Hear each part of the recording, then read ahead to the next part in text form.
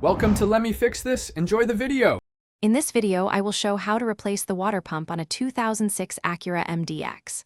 Follow this step-by-step guide as I walk through tools: draining coolant, removing belts, unbolting the pump, installing the new unit, and refilling coolant safely. I will share tips to avoid common mistakes, torque specs, gasket prep, and cooling system bleeding techniques so you get reliable results and peace of mind today. Prep the vehicle by parking on level ground, engaging parking brake, and disconnecting the battery. Allow engine to cool. Drain coolant into a suitable container and dispose or recycle responsibly.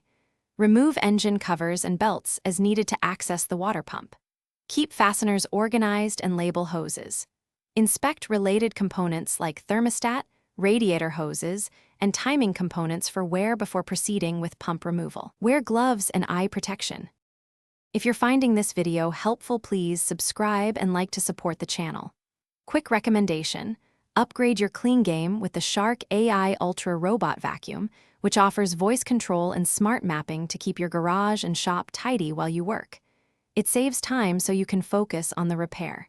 Check the description for the link and other deals. Thanks for the support. Now let's get back to the video.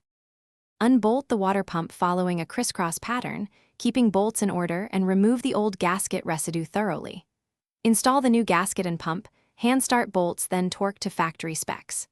Reinstall belts and any removed components, refill coolant to the proper level, and bleed air from the cooling system until steady flow.